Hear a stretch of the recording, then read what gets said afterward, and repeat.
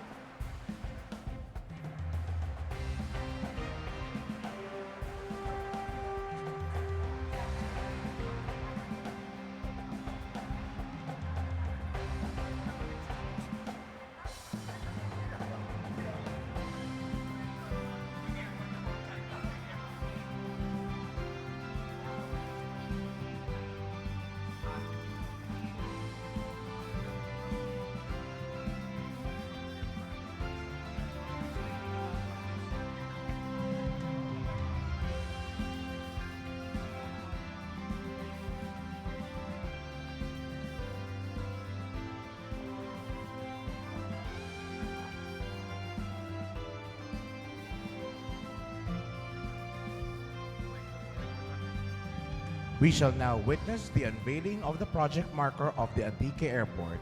At the count of 3, Mr. President. 1, 2, 3. The completion and inauguration of this development marks a major milestone in the government's infrastructure program under the Build Better More initiative. It signifies a strengthened aviation network and improved regional connectivity, reflecting the government's commitment to inclusive progress, community empowerment, and nationwide development. Maraming salamat po, Mr. President.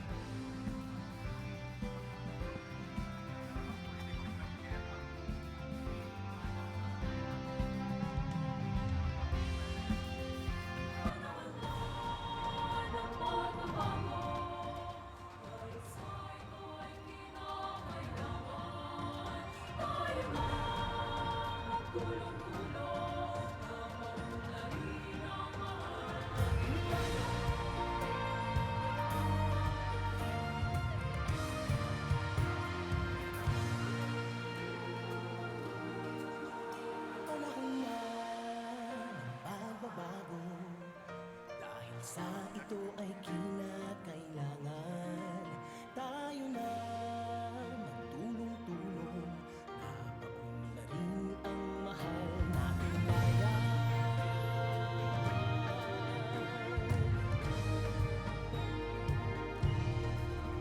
Panahon na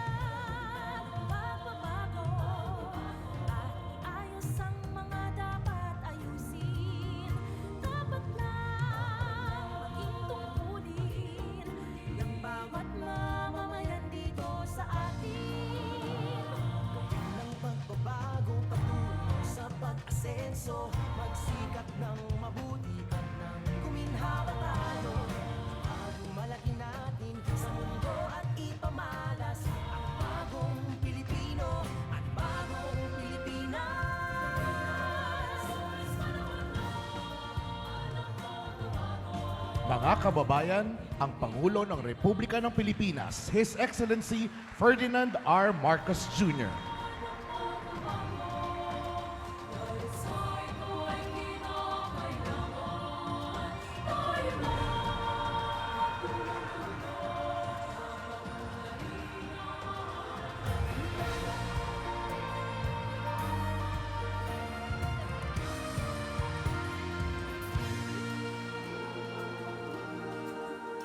panahon na Maari na po tayong umupo. dahil sa ito ay Maayong aga sa tanan.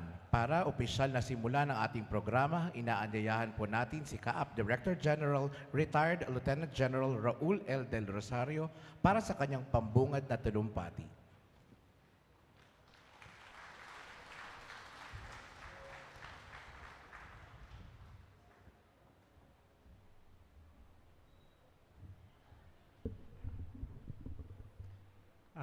His Excellency President Ferdinand R. Marcos Jr., Sir, at sa inyo pong lahat,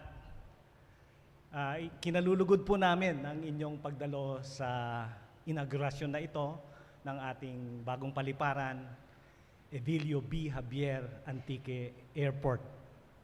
Mahal na Pangulo, Ferdinand Marcos Jr., isa po talagang malaking karangalan para sa amin ang inyong personal na presensya at ang pagbibigay halaga para pasinayaan ang bagong paliparang ito. Maraming salamat po. Nagbubugay at nagpapasalamat din po kami kay Senator Loren Legarda, ma'am, na sumuporta sa proyektong ito magmula pa nung umpisa. Ganon din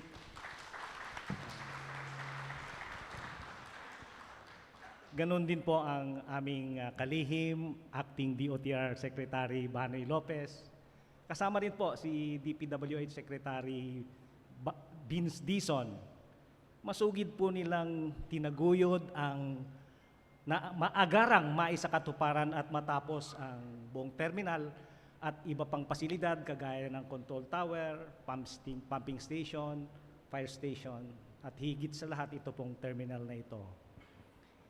Hindi rin po matatawaran ang contribution ng local government, ng provincial government sa pamumuno po ni Governor Paulo Javier, sir. Kasama ang mga mayors, mga barangay captain, at mga kawani ng gobyerno ng Antique. Sa inyo pong lahat na naririto ngayon, maraming salamat po sa inyong pagdalo.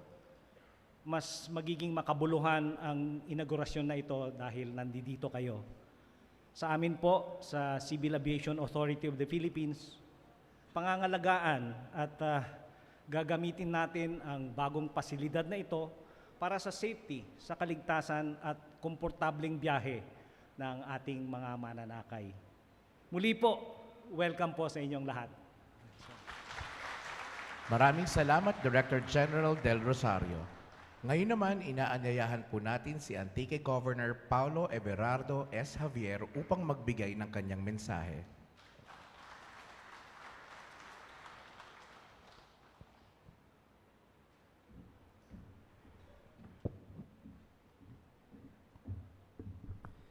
His Excellency Ferdinand R. Marcos Jr., sa ating pong mga opisyales, sa atin po, of course, ang nanay kang ating probinsya, Senator Loren Legarda.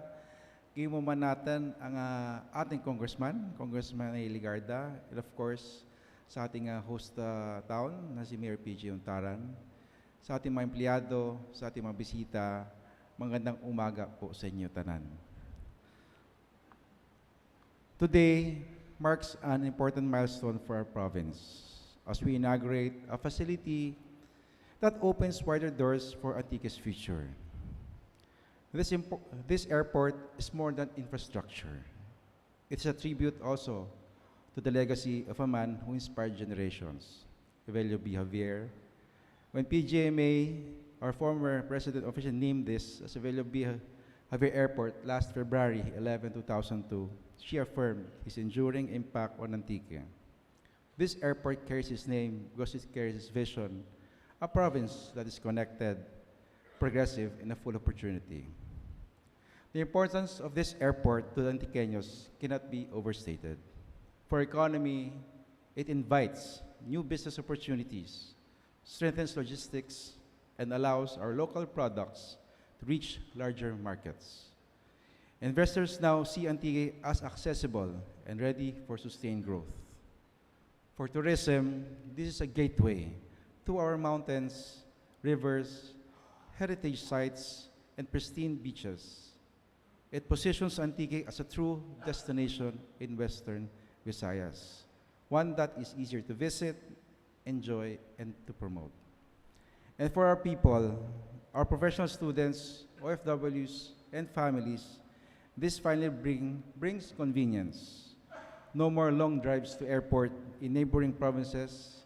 This serves not only Antique, but also the rest of Panay, offering a nearer, more comfortable alternatives for travelers. We owe this achievement to many, and most especially to our Senator Lon Ligarda, of course to our Excellency President Bongbong Marcos, and Kong A. Ligarda, and all the agencies who have helped to build this Antique Airport. Dugi salamat, and this airport stands because of your cooperation and commitment. As we inaugurate these improved facilities, we look forward to the next steps. With a better runway, terminal, and services, we are confident that more airlines will consider flying to Antique. And when more airlines come, we can expect lower fares, more flights options, and greater mobility for our people and for our neighbors in Panay. Today, we celebrate not just a structure, but a beginning. A future where Antique is more connected, more competitive, and more ready to embrace growth and at the same time continue a legacy of Velo Javier's legacy. Durgi salamat and welcome to the new airport, Antique's gateway to a brighter tomorrow. Kruhay. Maraming salamat, Governor Javier. At ngayon, inaanyayahan po natin si Senator Lauren B. Ligarda upang magbigay din ng kanyang mensahe.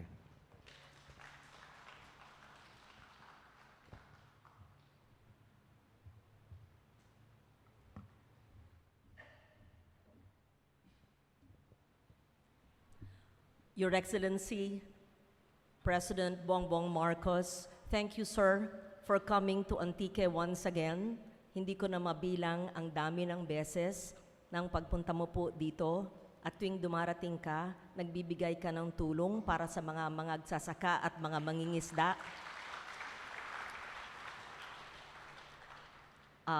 Thank you once again to you and cabinet members who are here. Hindi ko na po iisa-isahin. Sa akong makasimanwa, sa Antique, at sa lahat ng mga regional officers of the different national agencies, mayad nga aga, kaninyo tanan.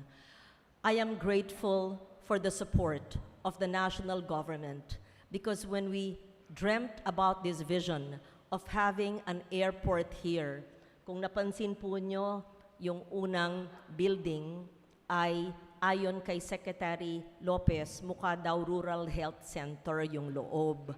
Pero ngayon, talagang ganap na airport na. Siyempre, nung panahon naman na tinayo yon decades ago, ay wala pa naman pondo.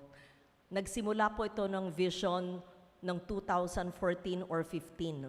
Hindi ko na sana nababanggitin yung anecdote na isang senador sa Panay ay sinabi, pero pinaalala sa akin ni President BBM, ngayon lang. Sabi niya, ang kailangan nyo dyan, kambing, dahil puro talahib tayo noon. Na-challenge po ako na magpatayo ng airport dito. Dahil pag nandito tayo sa San Jose, ay 4 na oras sa Iloilo Airport at halos 6 na oras pag nakakotse pa sa Katiklan. Salamat po sa DOTR. Salamat po sa CAAP. Salamat sa DPWH, salamat sa DBM, salamat sa national government. I will quote what Secretary Lopez said. Ito ang nangyayari sa mga proyekto na at the lowest cost, the whole terminal only cost 126 million, perhaps the lowest in the Philippines.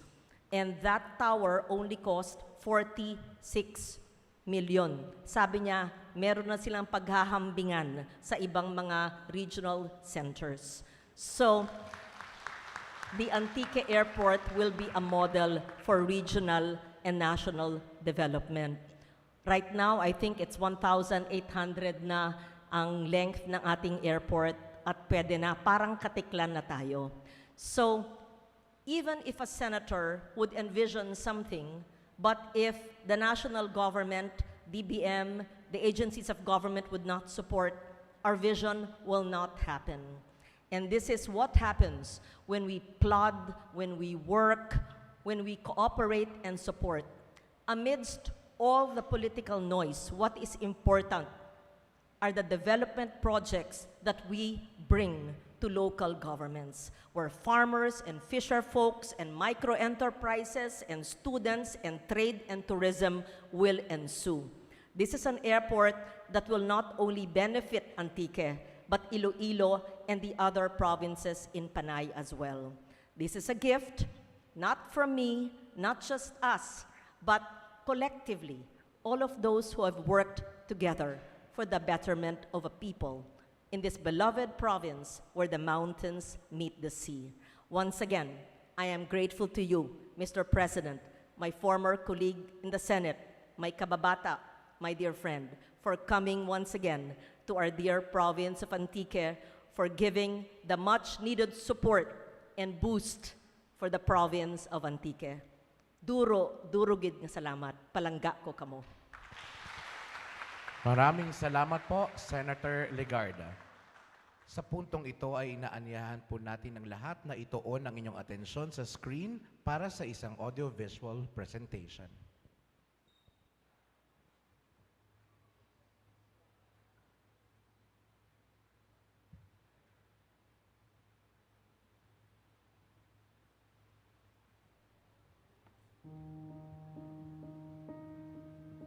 The Antique Airport has long served as the province's main gateway to the rest of the Philippines.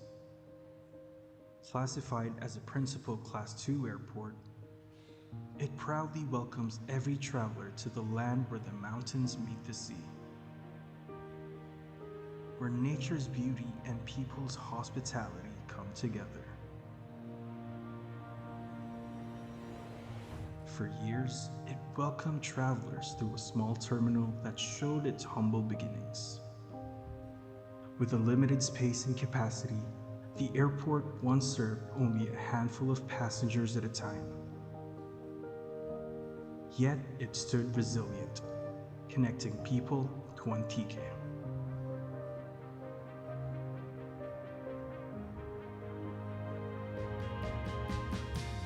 Now, the Antique Airport has met improvements fitting its status as a major transportation hub. The airport's newly constructed passenger terminal building now spans 2,224 square meters, increasing seating capacity from 64 to 360 in this new building. We have also tripled the number of check-in counters from 2 to 6. Modern systems for baggage handling, flight information, and passenger convenience have also been installed to enhance the overall travel experience. With its newly developed ramp, the airport can now handle up to 4 jet aircrafts at once, doubling its capacity. Meanwhile, the control tower has also been upgraded from 3 to 7 stories, providing a better vantage point for safer, more efficient flight operations. Led by the Department of Transportation and the Civil Aviation Authority of the Philippines, with the unwavering support of the provincial and local government and steadfast championing of Senator Loren Legarda to improve the province's airport, these developments stand today as a symbol of progress and a source of pride for Antique. Supports the vision of President Ferdinand Bongbong Marcos Jr. for enhanced connectivity, comfort, and convenience for every Antiqueño. building better and more for the Filipinos and the traveling public.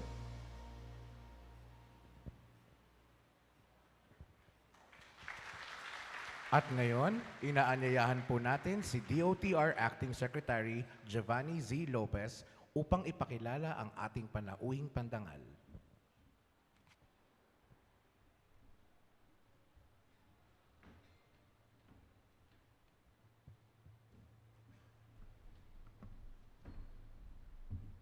Mga kababayan, ang Pangulo ng Republika ng Pilipinas, His Excellency, President Ferdinand R. Marcos Jr.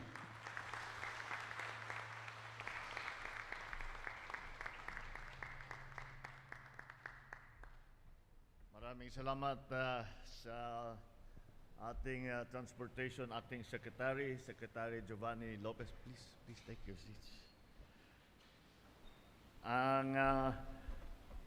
The Civil Aviation Authority of the Philippines Director General Raul Del Rosario, Senator Lauren Legarda, of course, who has been the driving force behind this for over 10 years.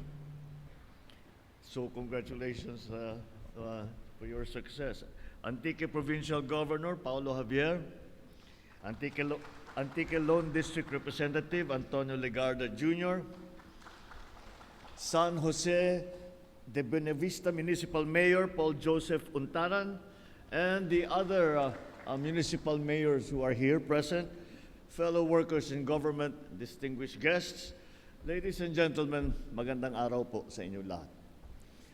Maraming salamat sa mainit na pagtanggap ninyo sa akin dito sa Antique. Napakapalad po ninyo dito sa Antique dahil nabiyayaan kayo ng magandang tanawin at masarap na pagkain. Kaya naman po, hangarin ng ating administrasyon ang pagbubuti ng kalidad ng transportasyon sa inyong probinsya ng marami pang mga kababayan natin at mga turista ang makapagpunta rito. Batid natin ang pagod, hirap at abalang nararanasan araw-araw ng bawat biyahero, residente man o turista sa paglalakbay sa ating bansa. Madalas, nauubos ang oras, pera, minsan pati na yung pasensya bago makarating sa pupuntahan. Kaya naman, nagsisikap tayong maitaguyod ang isang bansa kung saan ang paglalakbay ay mas mabilis, maginhawa, at magampara sa bawat mamamayan. Upang maisulong ang pangarap na ito, isinagawa natin ang Antique Airport Development Project na magpapabilis sa pagtungo sa Antique at sa iba pang mga lugar sa Western Visayas. Patunay ito ng ating pagsisikap na makapaghatid ng serbisyong abot kamay, malinaw, praktikal at kapaki-pakinabang sa ating mga kababayan. Ngayong araw, binubuksan natin ang bagong passenger terminal building. Dito, mas maayos ang check-in, mas komportable ang pag-antay, at mas kumpleto ang mga inaalok na serbisyo para sa mga nagbabiyahe. Itinayo naman natin ang Air Traffic Control Tower, apron, taxiway, at administrative building upang maparami ang mabibigyan ng serbisyo ng paliparan. Sa tulong ng bagong fire station, powerhouse, matitiyak din natin na tuloy-tuloy ang mga operasyon lalo na sa oras ng pangangailangan. Inaasahan nating malaking ginhawa ang mga ito para sa ating mga biyahero, turista, manggagawa, negosyante o pamilya. Bahagi ang Antique Airport Development Project sa mas malawak na modernisasyon para sa buong Western Visayas. Sa Iloilo International Airport, kasalukuyan nating inaayos ang passenger terminal building. Pinapalitan ang 2 escalator at pinapaganda ang baggage handling system. Sisimulan na rin natin ang pag-aspalto ng runway upang maging mas ligtas ang buong paliparan. Sa Roxas Airport naman, sinimulan natin ang pag-aasfalto ng runway noong Oktubre noong nakaraang taon. At uumpisa na rin natin ang konstruksyon ng control tower ngayong taon. Marami po kaming ginagawang proyekto para sa inyong rehiyon at sa ating bansa. Nawa po lahat ng ito ay magdulot ng pangmatagalan, pakinabang sa taong bayan. Umaasa ako na pananatilihin ng DOTR at CAAP ang kalinisan, kaayusan at organisasyon ng mga pasilidad na ito. Meron pang isang napakahalagang bagay na ibinalong sa atin ng ating secretary na tungkol sa naging cost, kung gaano kalaki ang ibinayad para dito sa terminal na ito. At ang sinabi sa akin, the total cost for all of the improvements and the construction was 120 million pesos. That is, nung sinabi sa akin, medyo nagulat ako. At sabi ko, napakamura. Yung tower pa lang, 42 million. 42 million lamang ang ginastos. Ito ay isang magandang halimbawa na kung tama ang pinaglalagyan ng pera ng tao, makikita natin napakarami na kaya natin gawin mas mabilis, mas mura at mas maganda.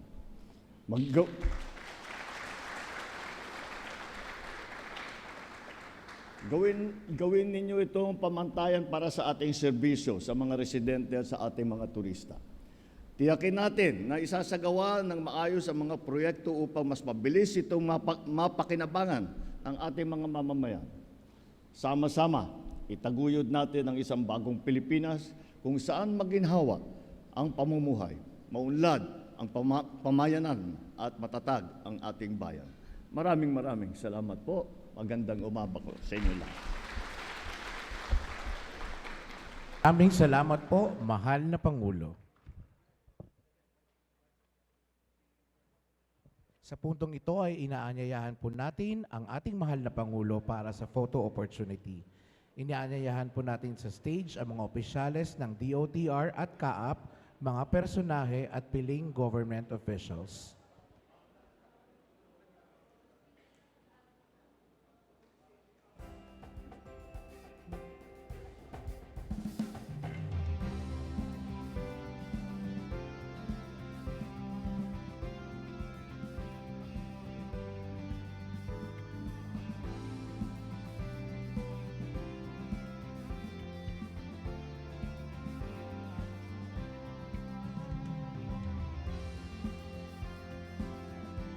At the count of 3, 1, 2, 3. Maraming salamat po. Susunod ay inaanyayahan po natin ang ating mga local government officials mula sa iba't ibang bahagi ng lalawigan ng Antique.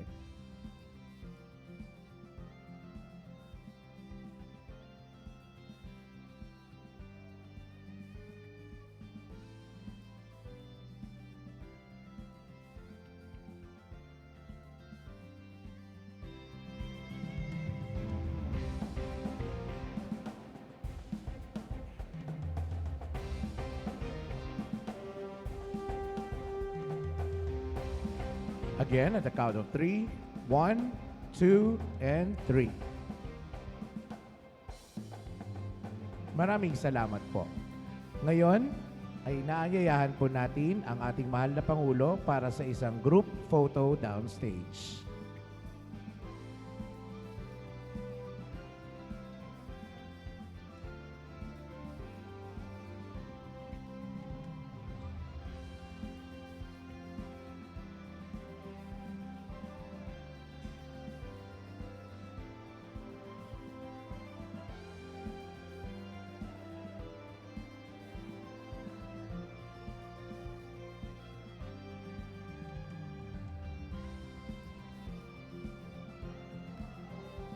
At the count of 3, 1, 2, and 3. Maraming salamat po, Mr. President. Dito na po nagtatapos ang ating programa. Nais po namin pasalamatan ng ating mahal na Pangulo sa pangunguna sa pagpapasinaya ng Antique Airport Development Projects. Durudurugit niya salamat halindiya sa Antique.